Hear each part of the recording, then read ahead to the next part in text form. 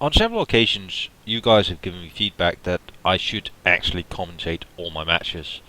And lately I posted a video which had not enough commentary. So, this is my way of trying to make it up to you. A commentated video of the Object 140, which I bought just last Friday. I have an ambivalent relationship with medium tanks. For some reason, I do really well in them. Okay, when you look at my stats are better with my medium tanks than my heavy tanks, and certainly in the past than my tank destroyers. Now with tank destroyers being ever so slightly overpowered, they seem to be doing well. But the irony is that I don't actually really fancy playing light or medium and light tanks because they break very quickly, and I have a tendency of wanting to go into, should we say, less than safe positions.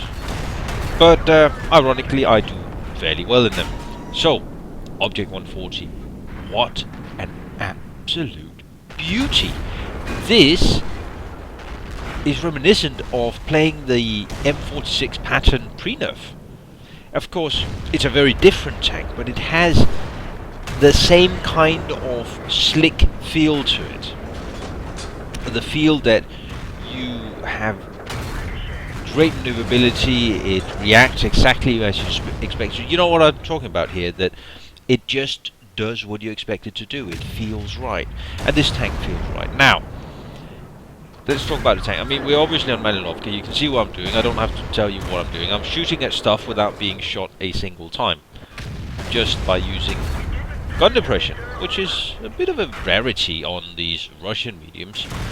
Definitely on the Chinese. I bought the T34-3, the Chinese premium. I have one word for you: don't. The gun depression drives me mad. A medium with no gun depression is not a medium in my world. I can't play the way I want to play a medium.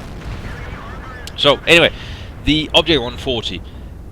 Great frontal armor if you angle it. I bounced a lot of shots. Loved it. Very, very good turret armor. I bounced a lot of shots. There are two big hatches on top of it, and they are weak spots, as you might imagine. So you don't want to stand still and be shot to pieces. You need to be moving. The reload time is excellent. The aiming time, it rivals the Brits.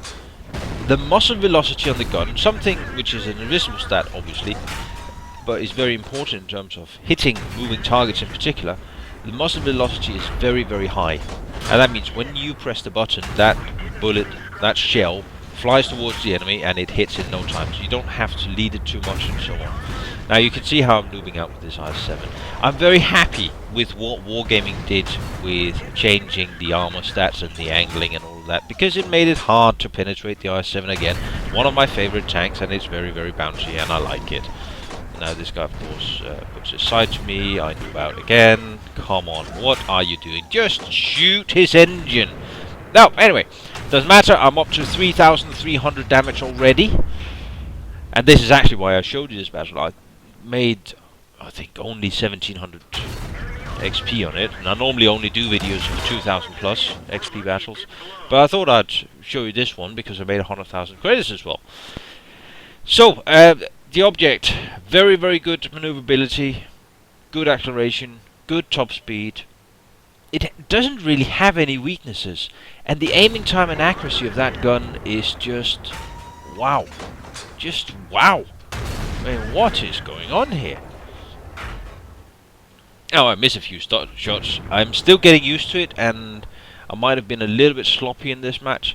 Still, when you look at how much damage I actually do, ain't too bad. Ain't too bad. I've passed the 4,000 mark now. As a rule of thumb, I always look at the quality of the game, or my gaming quality, in this way. If I do as much damage as I have hit points, it's been a bad game where I was average. I was only as good as the average player, and that's not good enough. If I do 50% more damage than I have hit points, It's a half decent game, it's okay, I didn't mess up too badly, but it's nothing to write home about. Once you start doing twice the amount of damage that you have hit points, then we are looking at something that is, you know, a fairly good game. And of course then there are games like this, which I would say is a very good game. So you're wondering, why is this guy camping in his medium tank? Well, I just kind of ended up here with a great gun and targets kept jumping out in front of me. I didn't actually kill anything, but as you can see I've done quite a bit of damage, and now is the time to go in close and contribute directly. Up until now we haven't had a need for mediums to go and find or chase the targets, because the heavies have been in the face of the enemy all the time. But now we need mediums. And I'll tell you one thing in World of Tanks that can piss me off to no end. Stupid frigging scouts that run out and die in the first 30 seconds. Can you please stop it? I mean, the enemy scouts can keep doing it, but my own scouts need to stop doing that. Your job is to light up the enemy when they are in front of your friendly team's guns. Lighting them up the other side of the map is utterly frigging useless. It might get you a scout medal. And actually, I see that as a badge of dishonor these days. So if you're going to scout, if you pick that light tank, then you will go scout. And you will make sure that every time you spawn an enemy, there are friendly guns that can shoot at it. It will make you a bundle of money and credits and XP if you do it. If you don't, you'll just have a bunch of scout medals and be an utter noob to the end of your days. So anyway, rant over. Here we go. Here's the last boy taking a one-way ticket out of this game, and I end up with 7,200 damage. So that will be 3.5 times my own hit points, which is pretty darn good. Thanks for watching, and until next time, stay frosty.